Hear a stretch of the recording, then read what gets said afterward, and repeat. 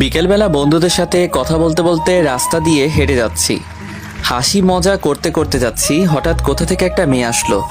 মেয়েটা পিচ্ছি, হয়তো ক্লাস 5-এ বা 6-এ পড়ে।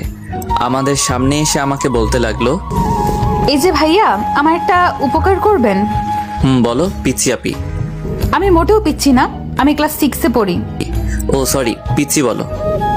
আমি আমার বিড়ালটা হারিয়ে ফেলেছি, একটু খুঁজে দেবেন? কি?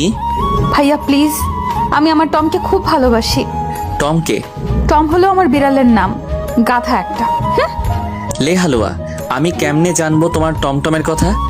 দেখুন ভাইয়া, আমার টমকে টমটম বলবেন না। আচ্ছা তুমি কি পাগল? আপনাকে আমি। এই বলে আমার হাতে কামড় দিয়ে দৌড়ে চলে গেল। এসব আমার বন্ধুরা দেখে হাসতে লাগলো। আমি ব্যথায় মা গো বাবা গো বলে চিল্লাচ্ছি, আর হারামি বন্ধুরা দাঁত কেলিয়ে হাসছে। তখন জিহাদ বলল, দোষ, কামড়টা কেমন লাগলো? আরে শালা মজা নিস, এদিকে আমি ব্যথায় মরছি। তোর কপাল এটাই ছিল। কি সুন্দর করে কামড় দিল। মেয়েটা এমন কেন করলো রে? তুমি চান্দু মেয়েটাকে পাগল বলবা, আর মেয়েটা তোমায় চুমু দিবে?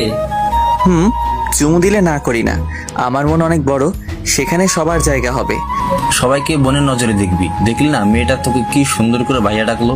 ভাইয়া থেকে জামাই হব, তোদের কথা দিলাম। তার মানে আমাদের লেখক প্রেমে পড়েছে, এটাও সম্ভব? না মানে হাত ব্যথা করছে, চল। কথা এড়িয়ে যাচ্ছিস কেন? তুই ব্যথায় মরে যাওয়ার আগে স্বীকার কর। ঠিক, স্বীকার কর, না হলে ছাড়ছি না। আরে ধুর, রাগ দেখিয়ে লাভ নাই চান্দু। প্রেমে পড়ছি, এবার ছেড়ে দে। এরপর হাত ধরে বাসায় চলে যেতে লাগলাম। এবার আমার পরিচয়টা দেই, আমি শাহরিয়ার রহমান, এবার এসএসসি দিব। বাবা মার তৃতীয় সন্তান, আমি ছোট, আমার বড় ভাই আর আপু আছে, বাবা আইনজীবী, মা গৃহিণী। আমি বাসায় গিয়ে কলিং বেল দিলাম, একটু পর ভাবি এসে দরজা খুলে দিল। ভাবি, খুব খিদে পেয়েছে। সোফায় বস, চা আর বিস্কুট দিচ্ছি। আচ্ছা ঠিক আছে মা, কই? রুমে আছে হয়তো। এরপর ভাবি চলে গেল, আমি সোফায় বসে ফোন টিপছি। একটু পর ভাবি চা বিস্কুট নিয়ে আসলো, আমি চা খাচ্ছি আর ভাবির সাথে গল্প করছি। তখন ভাবি বলল, শারিয়ার, আমাকে নিয়ে আমাদের বাসায় যাবে? কেন ভাইয়া? তোমার ভাই তো ভাই, আর তার কোনো সময় নেই, তাই বললো তোমাকে নিয়ে যেতে। ও আচ্ছা, কবে যাবে? কালকে যাব। আচ্ছা তাহলে আমি কালকে স্কুল শেষে নিয়ে যাব। আচ্ছা এখন গিয়ে পড়তে বসো কেমন? এরপর আমি আরো কিছুক্ষণ গল্প করে রুমে গিয়ে পড়তে বসলাম। কিন্তু আমার একটা অভ্যাস, পড়তে বসলে ফোন টিপি, তাই দুইটাই করতে লাগলাম। একটু পর আপু আসলো, আপু এসে ঝাড়ি দিয়ে বলল, কিরে, পড়তে বসে ফোন টিপিস কেন? আমার মনে রং লাগছে এই জন্য। চুপচাপ পড়তে বস। তুই প্রেম কর, যা।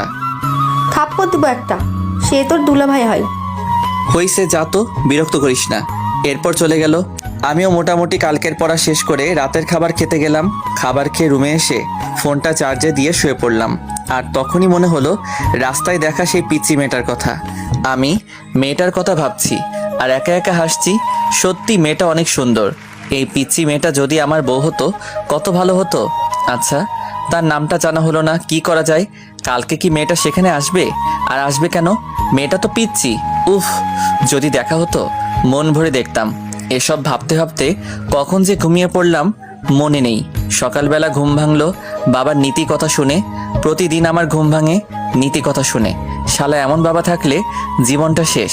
সকাল সকাল কি সুন্দর একটা স্বপ্ন দেখছিলাম, সব শেষ করে বাবা আবার বলতে লাগলো, ভালো ছাত্র কখনো 9টায় ঘুম থেকে উঠে? আব্বা চুপ করো তো। তোর ক্লাসমেটটা সারাদিন পড়াশোনা করে আর তুই বনজামি করিস। উফ কি জ্বালা, চুপ করো তো। স্কুলে কি আমি যাব? হ্যাঁ তুমি যাও, ভালো হবে। চুপ, ওঠ। বাবার ঝাড়ি খেয়ে ফ্রেশ হতে চলে গেলাম। ফ্রেশ হয়ে স্কুলের জন্য রেডি হয়ে নিলাম। তারপর গেলাম খাবার খাওয়ার জন্য। খাবার খেয়ে মার কাছ থেকে টাকা নিয়ে সাইকেল চালিয়ে স্কুলে চলে আসলাম। স্কুলে এসে সাইকেল রেখে ক্লাসে গেলাম। ক্লাসে গিয়ে দেখি জিহাদ মেয়েদের সাথে কথা বলছে। আমাকে দেখে আমার কাছে আসলো আর বলল, দোষ, আমাকে ওরা একা পেয়ে চড় দিছে। কি বলিস, তাই নাকি? রে। ওকে দাঁড়া দেখছি। এরপর আমি ব্যাগ রেখে তাদের কাছে গেলাম। আমি গিয়ে বললাম, কি হলো, জিহাদকে মারছো কেন? তাহলে আমাদের সাথে ফাজলামো করে কেন? কি করছে?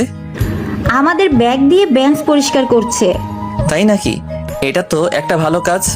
এই বলে আমিও তাদের ব্যাগ নিয়ে আমার জায়গা মুছে ব্যাগটা আবার তাদের কাছে ফিরিয়ে দিলাম। তারপর জিহাদকে বললাম, ব্যাগ যদি বাঁচাতে চাস